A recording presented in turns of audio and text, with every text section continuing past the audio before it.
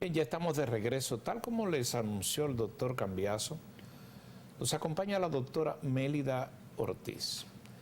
Interesante que la doctora ejerce una función no habitual, no tradicional, que tiene que ver con la calidad en el servicio médico, la calidad del centro hospitalario, pero más aún una calidad en el centro hospitalario público, ¿no? Que es una función mucho más importante porque es donde va la masa de la población de una nación a los hospitales públicos, y ese es el caso nuestro. Buenas tardes, doctora, qué gusto tenerlo por acá. Buenas tardes, muchísimas gracias por la invitación. ¿Qué es la calidad en un centro hospitalario? Mira, la calidad en un centro hospitalario se define de diversas formas, pero en ellas conjugan un conjunto de elementos que van centrados hacia un solo enfoque, que es el paciente. Todo gira alrededor del paciente, calificando atributos tales como accesibilidad, continuidad de la atención y oportunidad. ¿Qué quiero decir con esto? Que un paciente, la calidad tú la defines en función de las necesidades del paciente. Las organizaciones deben de tener un conjunto de elementos que le brinden a ese paciente la seguridad de que el desenlace que él va buscando en las instituciones de salud sea el mejor. Y para eso se conjugan un sinnúmero de factores, desde lo que es los atributos de calidad, como estamos mirando ahí. Vemos que hablamos de oportunidad en el servicio. Eso quiere decir que la atención debe ser a tiempo. Una de las cosas que nosotros como sistema debemos de promover es que la atención sea a tiempo. El tiempo de un paciente es crucial y define el desenlace final de la misma. La continuidad de la atención, qué hacer después que yo salí del hospital, cómo continúo en esa parte de mi vida, esa educación al paciente cuando va a su casa, los atributos de seguridad. Y cuando vamos a atributos de seguridad, son múltiples, pero en unas instituciones de salud es muy importante tomar en cuenta desde la identificación correcta del paciente hasta tener controles que impidan una infección adquirida en el hospital, lo mismo que evitar un riesgo de caída, que el paciente se caiga, es algo que no debe suceder en un hospital. La administración de medicamentos, que debe ser segura, debe ser vigilada. En fin, hay una inmensidad de atributos que deben de ser exhibidos por las instituciones de salud al momento de atender un paciente. Bueno, yo creo que vemos en pantalla algo crucial en cuanto a la hora de hablar de calidad, que es el checklist. Mucha gente no se imagina lo que ha aprendido la industria del sector salud, de la industria de la aviación, de la industria automotriz, en lo que es precisamente la aplicación de estos checklists para garantizar la calidad, pero sobre todo también la seguridad del paciente. Hoy día hay checklists que se utilizan hasta antes de que un paciente vaya a quirófano, donde podemos verificar que el paciente sea el paciente correcto, que se vaya a operar en el lugar correcto. Y no solo eso, sino también de que el paciente se encuentre en ayunas, de que ya esté todo el equipo conformado de anestesiología, cirugía, entre otros. Y esto permite estandarizar los procesos, que es algo fundamental a la hora de poder hablar de calidad. No podemos hablar de calidad sin hablar de medición. Lo que no se mide, no hay manera de que lo podamos mejorar.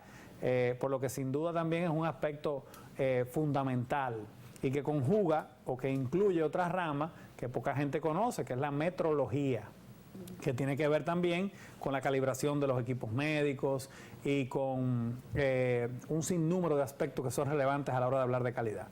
Pero, doctora, hablamos de qué es la calidad y cuáles son los atributos de la calidad, pero es increíble que cada uno de nosotros puede definir lo que es calidad de una manera diferente. Quizás yo le pregunto a un médico qué es calidad, si no es especialista en calidad, como su caso y el mío, y nos va a dar una respuesta. Le preguntamos a una enfermera, quizás nos dé otra respuesta.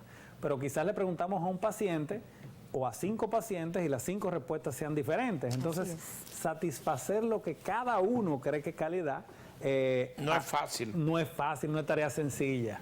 Por lo que la calidad se ha volcado ahora mismo en un área muy importante, que es la experiencia del paciente. la experiencia del paciente y de su familia. Entonces, háblenos un poco de eso, por favor. ¿Qué nosotros enfocamos de una manera práctica para nosotros saber que estamos centrados en el paciente? Primero es cuidar su experiencia, un trato humanizado, con un personal calificado para lo que está haciendo. Esa parte viene la parte de su experiencia. Y hay otra parte que es la parte de seguridad y la parte costo efectiva. Eso viene como lo que se define actualmente como el triángulo de la calidad, donde el centro está el paciente. En las aristas del triángulo están esos atributos que le acabo de mencionar y alrededor un programa de salud laboral, porque los empleados de un centro deben de estar lo suficientemente capacitados, entrenados y saludables para poder llevar a los pacientes lo que ellos van a buscar a los hospitales. Entonces, mencionabas algo muy importante. Nosotros, la salud, el área de la salud ha copiado mucho de la industria y ahí nosotros vemos que la industria de la aviación tiene su checklist.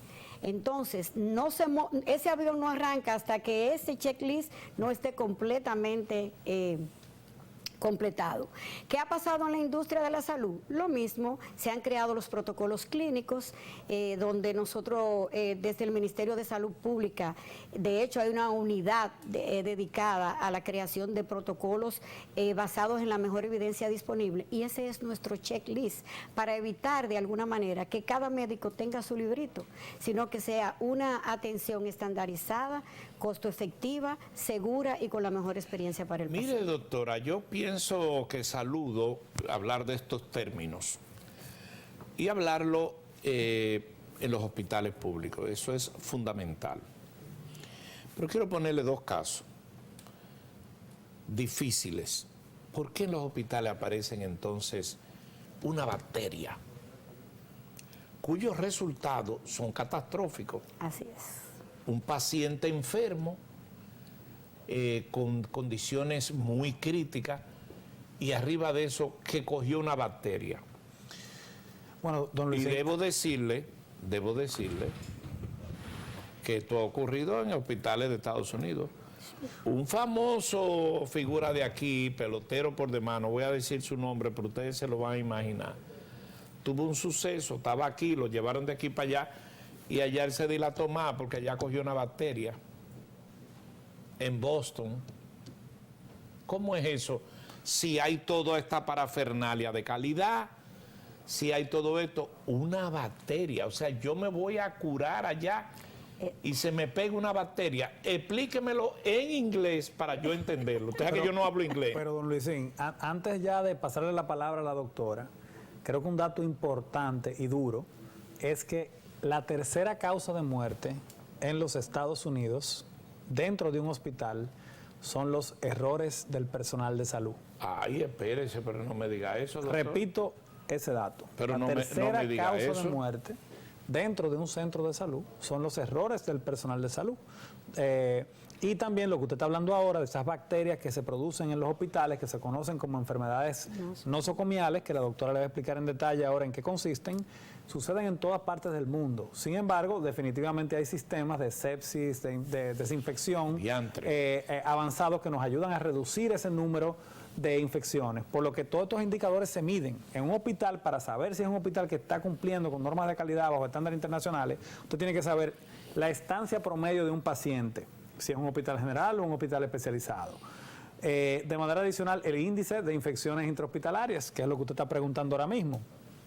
Y toda esa información, en un mundo ideal, debería de ser pública y transparente. O sea, a la hora de usted ir y operarse en un centro de salud o en un médico, que existe una especie de TripAdvisor o una especie como hay en Estados Unidos, de portales donde usted pueda ver el porcentaje de infecciones intrahospitalarias de ese hospital, el porcentaje también de rehospitalizaciones de esa institución, y en base a eso usted toma una decisión informada. Entonces, ya dicho eso, diciendo que esto sucede en toda parte del mundo, le paso la palabra a la doctora. Sí, eso es un gran reto realmente para las organizaciones de salud a nivel mundial. Las infecciones asociadas a la atención sanitaria, controlar esa parte es difícil y es un gran reto. Nosotros estamos implementando los comités de control de infecciones y los programas de control de infecciones donde se vigila cada día qué crece en el laboratorio. Para nosotros poder establecer un sistema de control de infección en cualquier organización de salud, no depende del equipo entero, comenzando desde el liderazgo hasta la persona de ama de llaves que limpia, porque una bacteria la puede llevar hasta un visitante y transportarla de un lugar a otro. Si no tenemos un programa de higiene de manos adecuadamente, si no tenemos entrenado al personal de ama de llaves, al personal de enfermería, a los médicos, las mismas bacterias se van transportando de un lugar a otro y tiene que ver mucho con una baja apego al lavado de manos. Entonces, diariamente hay tantos controles para que eso no suceda que no es 100% seguro que podamos tener. Entonces, ¿qué se hace en un hospital? Hay 5 cosas, 5 grandes infecciones que se viven controlando con indicadores, como explica el doctor Cambiaso, para evitar que después que yo entré por una cosa, entonces salí con una bacteria. El riesgo es elevado. Ahora, los controles te pueden ayudar si nosotros implementamos en nuestro centro una adecuada vigilancia, desde los laboratorios de microbiología hasta el personal entrenado en la forma de limpieza, en la forma de transportarse, hasta en la forma de caminar, y reforzando cada día el lavado de mano antes, durante, después. En fin, con un simple lavado de manos se ha demostrado que se disminuyen casi a un 80% las infecciones adquiridas en el hospital actualmente. Bueno, eso usted lo plantea como un reto, pero es un reto de necesidad. Porque imagínese usted, el paciente indefenso va a curarse de algo y sale con otro. Sí. Eso es algo que eso se va transmitiendo. Y a veces son bacterias que, según oigo, le llega al cerebro, le llega a la cabeza, le llega allí, y son cosas mortales. Sí, sí. Le afecta a los órganos, pierden la vista. Bueno, sobre todo... y el paciente está indefenso porque él llegó sin eso y lo cogió allá. Sobre todo que las bacterias en ocasiones que se encuentran en los hospitales son superbacterias, don Luisín, donde son polifármacos resistentes, o sea, resistentes a la mayoría de los antibióticos, lo que es un desafío aún mucho más grande, sobre todo en las unidades de cuidado intensivo y en pacientes que llegan a los centros de salud con heridas abiertas, como pie diabético, como pacientes que son postquirúrgicos, entre otros. Pero yo tengo un amigo, guardando la distancia, que comenzando la pandemia, una bacteria en un dentista. Sí, así es. Ese muchacho ha pasado la de Caín y hubo que quitarle una parte de una barbaridad. Por cierto, me estoy acordando ahora, lo voy a volver a llamar, pero yo lo llamo con frecuencia, pero no podía ni hablar. No entiendo, o sea... Bueno, en odontología también... no entiendo. Se deben de llevar estándares muy estrictos en cuanto a lo que son el uso del autoclave o de la esterilización de los equipos, precisamente por esto.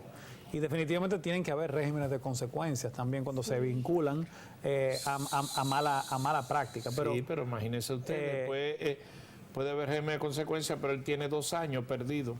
Sí. Y afectado. Y han habido... Doctora, ¿cómo, ya escuchando toda esta problemática, entonces vamos a suponer que un centro de salud quiera comenzar y conformar un comité de calidad, o quiera empezar andando y acreditarse inclusive internacionalmente? O sea, ¿cómo se trabaja o cómo se conforma una política de calidad en una institución de salud? Sí. ¿Cuál es el punto de inicio? Bueno, nosotros desde el Ministerio de Salud Pública existen las políticas de calidad. Y existe de hecho un viceministerio de garantía de la calidad que tiene establecido la conformación de todos los comités. Entonces, pero el paso número 1 que toda institución de salud debe tener es la habilitación del centro. Ahí están los mínimos que debe de tener un establecimiento de salud para comenzar a prestar el servicio. Con eso se alcanza un gran porcentaje de calidad en la atención, y luego de ahí debemos crecer hacia certificaciones y acreditaciones nacionales e internacionales que eleven esos estándares y conviertan nuestras organizaciones de salud en lugares más seguros.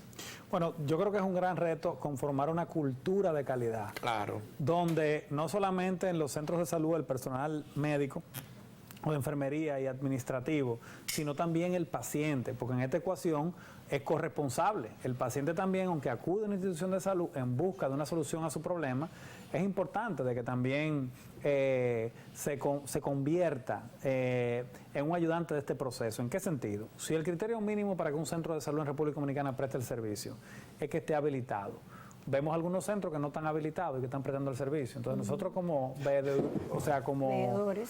veedores tenemos la responsabilidad también de notificarlo, en miras de asegurarnos de que se cumplan con estos estándares que me garantice el Ministerio de Salud Pública. Entonces yo creo que el Ministerio de Salud Pública también requiere de aliados en este proceso, porque esta es una labor que es de todos. Es una responsabilidad compartida, definitivamente. Entonces, inclusive los ciudadanos, tú como persona debes de cuidar de tu salud, de cuidar tu entorno.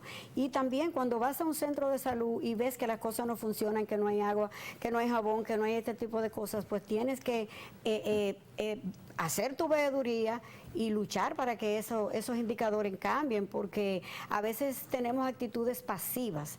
Entonces, la cultura de calidad se genera desde el propio individuo. En los sistemas que estamos implementando a nivel de instituciones de salud, desde la ama de llave, desde la persona que hace la seguridad, las instalaciones físicas, cada una de esas cosas tiene indicadores que hacen que las instituciones sepan cómo están funcionando al final. El área de epidemiología de cada hospital también es una parte medular. ¿Por qué? Porque los indicadores de resultado lo llevan ellos. O sea, la mortalidad materna, cuántas personas se han infectado, la morbilidad, en fin, si nosotros buscamos en cada una de esas instituciones cuáles son esos indicadores de resultado, podemos ver realmente cómo está funcionando y hacer intervenciones puntuales en cada una de ellas. Bueno, quería en esta primera parte, luego vamos a la pausa y venimos con otros temas y llamadas de los televidentes. El tema del manejo de los residuos sólidos, de los desechos sólidos de salud, que son un veneno, que son difícil, ¿cómo hacerlo? De materiales inclusive radioactivos. Radioactivos. Sí, ¿Cómo hacerse? Bueno, existe en una cadena que debe de seguir cada institución hospitalaria en la segregación. De hecho, tenemos los colores. La basura común, por ejemplo, va en recipientes con unas bolsas negras, pero los materiales peligrosos en un centro de salud deben estar con bolsas rojas. Los materiales radioactivos deben estar con una bolsa amarilla, y ese lenguaje debe estar hablado en cada una de las instituciones con una línea incluso de transporte sellado, y donde vaya ese desecho hospitalario debe ser un cuarto con una temperatura establecida, cerrado, para que la compañía, otra cosa, debe estar etiquetado, cada hospital debe etiquetar sus residuos. Doctora, ¿el hospital de Neiva hace eso? Mira, aquí se ha hecho grandes cosas para esa parte. Pero el hospital de Neiva hace eso. El hospital de Neiva ha sido entrenado, todos los hospitales han sido entrenados para el manejo de desechos hospitalarios. Bueno, el Ministerio de Salud Pública y el Servicio Nacional de Salud tienen inspectores y supervisores que van a cada una de las áreas para verificar que eso se esté haciendo. Bueno, y también la Dirección General de Habilitación y Acreditación, las que direcciones me consta provinciales, de que está haciendo un trabajo fuerte. Se han cerrado muchos centros que estaban operando de forma clandestina, sin habilitación, incluyendo centros de cirugía plástica y centros que estaban operando en condiciones que no eran las óptimas. Y ese es un trabajo que hay que aplaudir y apoyar. Y de hecho, se reciben cuando la persona la compañía que recoge esos desechos hospitalarios cuando ve que hay algo que no está segregado adecuadamente, que hayan desechos orgánicos o que en una bolsa negra aparezcan jeringuillas, inmediatamente escriben y le ponen multas. ¿Dónde deben ir las jeringuillas? En las bolsas rojas En y en unos objetos punzocortantes que son de alto riesgo. La roja es para un asunto y la negra para otro y la amarilla para otro. Y en los hospitales públicos se lleva ese protocolo. Se está llevando. Se está llevando en muchos hospitales públicos, se está llevando. Necesita ser fortalecido. Eso sí, necesita ser fortalecido, pero tengo que decirle que se ha adquirido más conciencia en los últimos años sobre esos indicadores de calidad. Hay todavía mucho que trabajar, se han escrito muchas normativas y se ha entrenado mucho. Se estableció un precio de calidad. Se estableció un premio de calidad, que yo creo que es un gran incentivo, porque todos los hospitales se han puesto a competir de una forma sana para obtener estos galardones. Yo creo que, y se ha preparado un personal para también capacitar a estos hospitales. O sea, esa idea de ese premio de calidad del doctor Mario Lama, yo creo que es algo que hay que también felicitar. Sí, desde el Ministerio de Salud Pública las normativas se han escrito y desde el Servicio Nacional de Salud se están haciendo grandes esfuerzos por fortalecer todos esos procesos de controles de calidad que permita que las instituciones de salud sean más seguras y que sean enfocadas precisamente en los pacientes. Bueno, la directora del tema de calidad de los hospitales, del servicio de salud del país, está conversando con nosotros. De hecho, preguntas que me baso en la incredulidad, pero confío en que esto sea así. Nosotros vamos a tener una pausa, vamos a regresar. La doctora también, del doctor Cambiaso y Pedro Ángel, van a tocar temas referentes a diferentes, la medicina en general. Y ustedes pueden llamar por teléfono, ¿cierto? Definitivamente. En el próximo segmento, como la doctora también es internista e intensivista, ahora la vamos a sacar del rol de calidad y vamos a hablar de cualquier pregunta que ustedes tengan sobre hipertensión, diabetes o cualquier enfermedad. Una pregunta antes de irme. ¿Usted estudió dónde, doctora? Yo soy graduada de la Universidad Autónoma de Santo Domingo. Hice mi especialidad en el Hospital Salvador Begotier y en el Instituto de México. Hice cuidados intensivos y actualmente la especialidad en calidad en salud la realizamos en la Universidad Iberoamericana. O sea, usted tiene un buen currículum, ¿no? Y además el currículum de la experiencia. Sí. ¿Y ese Ortiz viene de dónde, doctora? Yo soy del Cibao. Usted tiene cara de Vanileja. No, toda mi familia es del Cibao. Del Cibao, el Cibao adentro. Salcedo, provincia Hermanas Mirabal. Oh, de Salcedo. ¿Y usted es la directora de la...?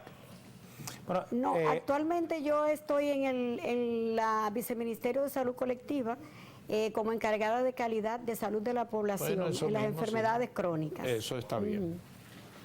Bueno, doctor, qué buen currículum de nuestra invitada de hoy, ¿verdad? Definitivamente, y creo que es de gran importancia que profesionales de este calibre se integren al tren gubernamental y público, porque sin alianzas público-privadas y sin estas interacciones es el único camino que tenemos para poder no solo elevar la calidad, sino para fortalecer los indicadores de salud dominicanos. En el próximo segmento venimos con preguntas de cualquier índole de salud, tanto para mí como para la doctora Mélida Ortiz. Nos vamos a un corte comercial y en breve los acompañamos nuevamente. Sí.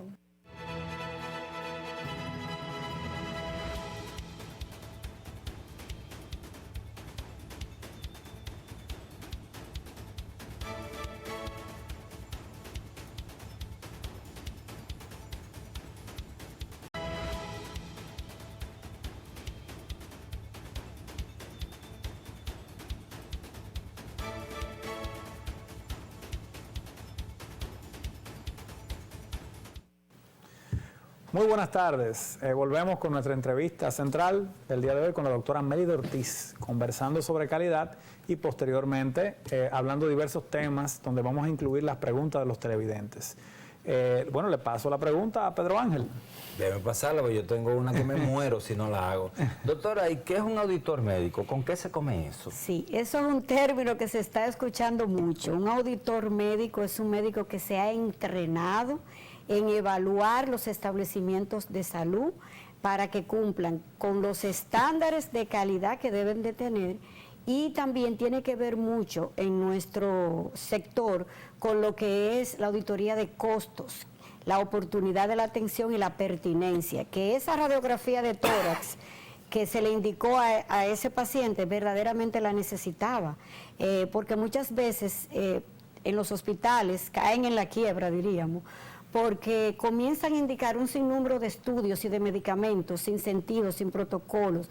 Entonces, ese auditor médico, esa figura que ha venido a llenar esa parte del checklist que hablamos hace un ratito, en el que mira esos indicadores y verifica que verdaderamente la atención que se le dio al paciente era la que ameritaba, y creando, ¿verdad?, intervenciones a veces capacitantes para que pueda, que el resultado final del paciente sea el esperado. O sea, que es beneficioso para el enfermo. Por supuesto, porque controla todos los tipos de programas y una parte muy importante, el control de gastos.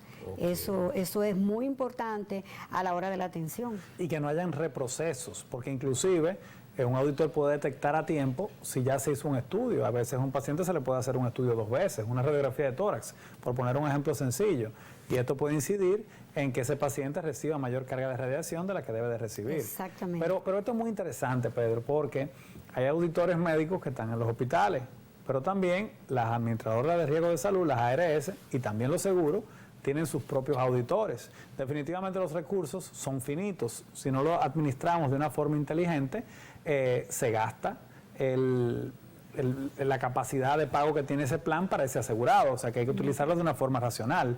Entonces, doctora, explíquenos, esa interacción entre la ARS, entre el hospital, entre el paciente, hablando de calidad, el paciente tiene que estar en el centro. ¿Cómo eso sucede en el día a día? Bueno, déjeme decirle que el país ha dado grandes avances en lo que es la relación seguro, aseguradora y centros de salud. La figura del auditor médico, tanto de la prestadora de servicio como la de la aseguradora, se sientan en un escenario a discutir qué fue lo que pasó con ese paciente. ¿Por qué yo te voy a pagar ese paciente? Porque existe el fenómeno fraude, el que utilizan el seguro de otra gente. Yo tengo que verificar que verdaderamente esa atención se dio. Ese auditor de esa ARS cuida esa parte, esa sostenibilidad financiera, esa pertinencia, que lo que te tocaba hacerte se te hizo, que no duraras más del tiempo adecuado que tú tenías que estar.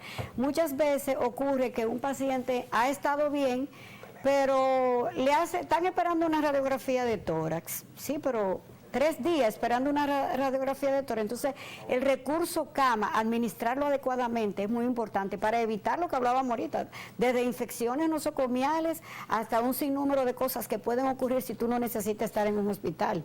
Y eso lo hace un auditor médico. Doctora, yo me imagino la cantidad de San Antonio que ustedes, los auditores, le dicen, los pacientes porque entienden que no, el médico me indicó eso, y los médicos porque dicen, no, yo necesito eso, que se lo haga. Y el seguro no, yo no te lo voy a cubrir. Ustedes están en el epicentro del huracán. De actitudes molestosas por parte de los pacientes y los médicos, es así, sí, ¿no? Sí, pero es muy interesante porque eso ha llevado a que nuestro sistema de salud mejore, se fortalezca y que haya algo que el doctor Cambiaso decía ahorita, una cultura diferente a la hora de abordar un paciente, porque se trata de eso, se trata de estar protocolizado, esquematizado, hacerlo basado en la mejor evidencia científica disponible, y no porque yo entiendo, porque yo creo, porque esa parte ya está bien con los pacientes, pero los médicos se han sometido bajo este esquema a una disciplina protocolizada de saber que yo te voy a poner eso y de tomar en cuenta también la racionalidad del recurso, porque a veces los médicos decimos, bueno, en tal congreso yo escuché tal cosa, pero quizás eso no es costo efectivo para aplicarlo dentro de nuestra política pública, y no todos los pacientes se pueden beneficiar, o sencillamente es una terapia que tú como médico no la cogerías para ti o para tu familia. Entonces ese huracán ha venido a calmarse porque cada una de las partes ha venido, precisamente por la figura del auditor médico, a crear esa armonía entre las aseguradoras y las prestadoras, buscando bien lo que es la racionalidad del recurso y la mejor beneficio para el paciente, porque los dos tienen en común al paciente. Ok, ahí tenemos los teléfonos para que la audiencia pueda llamar para hacer cualquier pregunta, no solo sobre el tema de calidad, seguridad del paciente, sino también cualquier pregunta médica que tengan, sean bienvenidos a hacerla, estamos aquí para servirles. Primera llamada, por favor. Buenas tardes, llamo de aquí de Lucas y Cargo y yo quiero preguntarle a la doctora que es una inquietud que tengo. Yo trabajé en el oncológico y Sol Mercedes usaba para desinfectar el hospital, no sé si es obsoleto, jabón de cuava líquido, cloro y amoníaco. En el hospital oncológico no sé qué tiene que ver. Ellos, en toda la Sol Mercedes, que era la encargada, compraban eso y preparaban un garrafón con un galón de cloro, un galón de jabón de cuava y una botellita de amoníaco. Y con eso se desinfectaba el hospital. No sé si eso es un aporte o un desaporte. Bueno, con relación a la limpieza hospitalaria, hay que tomar en cuenta muchas cosas. Todos sabemos que el desinfectante universal es el cloro.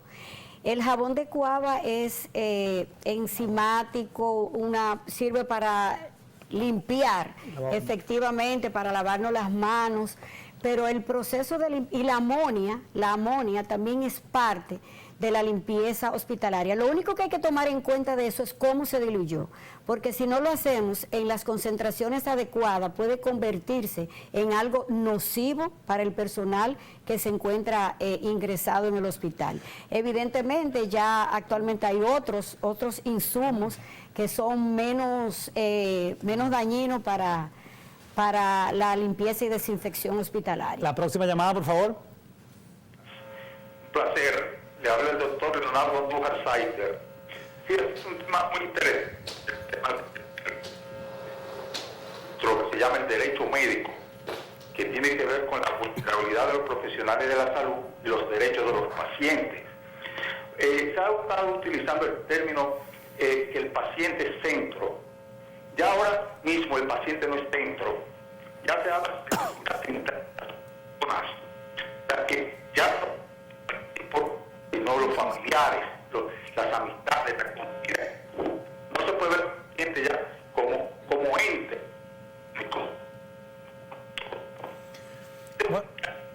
Es un tema que hay que sembrarlo. Bueno, tiene dificultades. Doctor, se escucha muy entrecortado. Lo que pudimos escuchar sobre la importancia del derecho médico, sin duda lo compartimos. Están lo que son los derechos y los deberes de los pacientes. Y de igual forma, cada vez juega un rol más importante lo que es la regulación, que en República Dominicana, el Ministerio de Salud Pública, lo que es la habilitación y la acreditación, que los profesionales sean miembros de su colegio médico, de su sociedad especializada, y de que también se cuenten los centros con los seguros de responsabilidad civil médica, para que en casos de presuntas o de malas prácticas, el paciente tenga derecho a poder pedir, en ese sentido, cuentas, ya sea al centro o ya sea al médico. O sea que, sin dudas, el derecho médico ha evolucionado, ha cambiado la forma en que se practica la medicina, por lo que agradecemos introducir ese término. Si nuevamente nos puede llamar porque se escuchaba entrecortado, estaremos en la mejor disposición de responder a su inquietud. Y de lo que pude entender también, el paciente y su familia y su entorno. Claro. Por eso nosotros al principio hablábamos de ese famoso triángulo de la calidad que incluye los empleados del hospital, médicos, enfermeras y todo el personal administrativo y técnico. Y también la parte del paciente y su familia, sus derechos y sus deberes. Todo eso va incluido en un sistema de gestión de calidad y que se debe de fomentar en nuestras... Tenemos otra llamada, pásenla por favor. Buenas tardes, por favor, su pregunta. Sí, buenas. ¿Me escuchan? Perfectamente, su pregunta, por favor. Mi pregunta es para la doctora. Yo soy estudiante de una maestría y usted hablaba de los protocolos. Quería saber qué impacto usted cree que han tenido los protocolos clínicos de atención que usted dice que se han elaborado en términos a la atención que se le está brindando o que se le brinda al paciente actualmente. Bueno, realmente los protocolos clínicos han venido a llenar un vacío que desde hace mucho tiempo existía en nuestro país. El Ministerio de Salud Pública elaboró una metodología, la metodología GRADE, la cual es basada en la mejor evidencia científica disponible e incluye que los protocolos se hagan desde la parte que los va a implementar.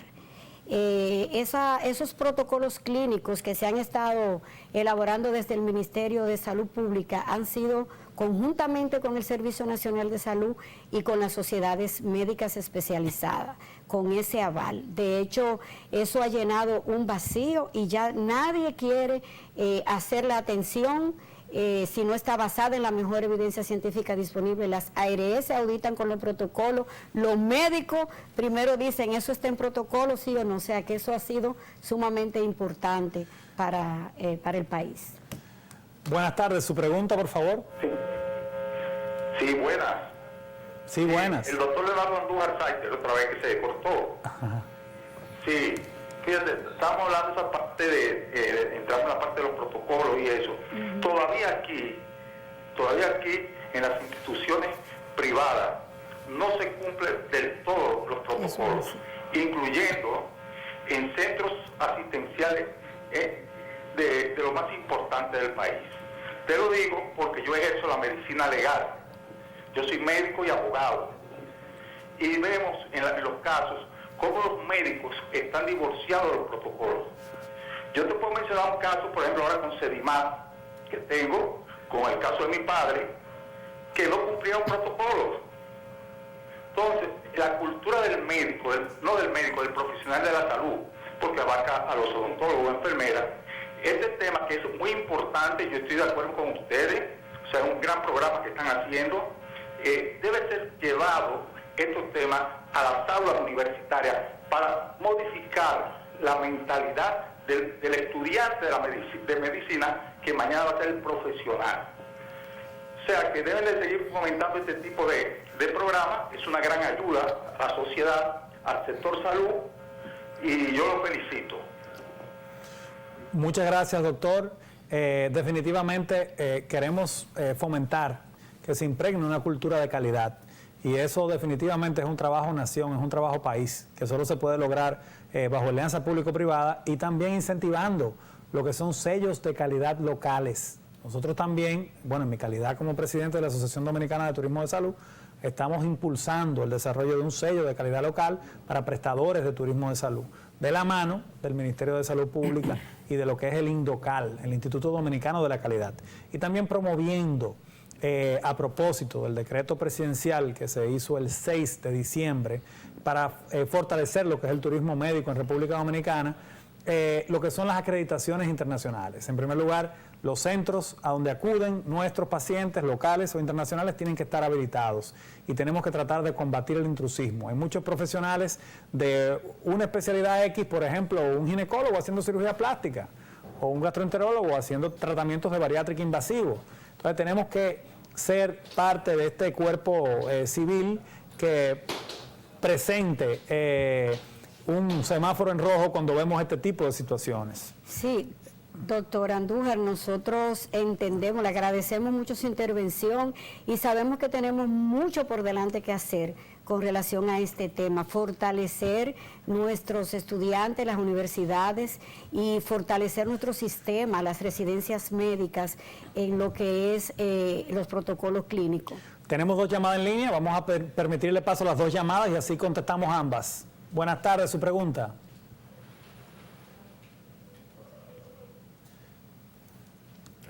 Bueno, se cayó la llamada, pero vamos a continuar con este tema que la verdad que ha generado mucho interés. Has visto que hemos recibido llamadas a nivel local, de la clase médica también, y también a nivel internacional.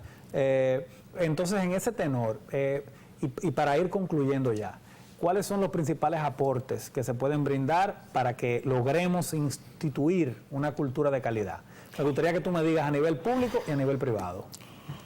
Yo diría a nivel de sistema, porque a veces dividimos el público y el privado, pero a nivel público hay que hacer un gran trabajo y de hecho se está haciendo. La nueva gestión ha estado revisando todas las normas, los protocolos, todo lo que se ha ido construyendo en nuestro sistema de salud en los últimos 20 años. Esta gestión lo ha revisado desde su viceministerio de Garantía de la Calidad. Y desde Salud Colectiva todos los programas también se han revisado. Y a mí me consta que se están implementando y se están creando las preocupaciones y las ocupaciones que se necesitan hacer para implementar en cada centro Disculpe, un doctor, sistema un de segundito, gestión. que tenemos otra llamada. Por favor, su pregunta. Buenas tardes, su pregunta, por favor. Buenas tardes, su pregunta. Bueno, parece que se cayó la llamada. Continuemos, doctor, y disculpe la interrupción. Entonces, nosotros tenemos las metas presidenciales, la Estrategia Nacional de Desarrollo, que son cosas que nos van orientando hacia dónde es que las instituciones de salud deben apuntar para dirigirse, y cada una debe hacer ese aporte para llegar a la meta.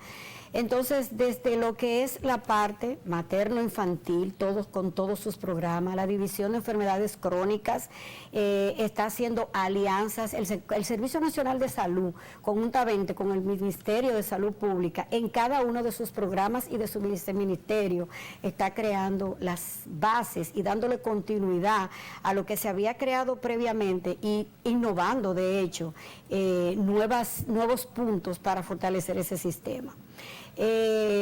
Los protocolos clínicos están ahora mismo continuando con las sociedades médicas especializadas, están apuntando hacia volverlos a actualizar, hacia crear nuevos protocolos, y cada día vemos que el Servicio Nacional de Salud y el Ministerio de Salud Pública recibe la visita de las diferentes sociedades para mejorar sistemas, programas, etcétera.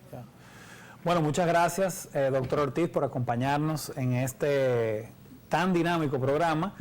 Vamos a pasar con el señor director a un nuevo corte comercial y vamos a entrar con Camilo, con la sección de los deportes. Nuevamente, gracias, doctora. Gracias y un a fuerte ustedes por abrazo la a todos nuestros invitación. televidentes. Gracias a ustedes por la invitación.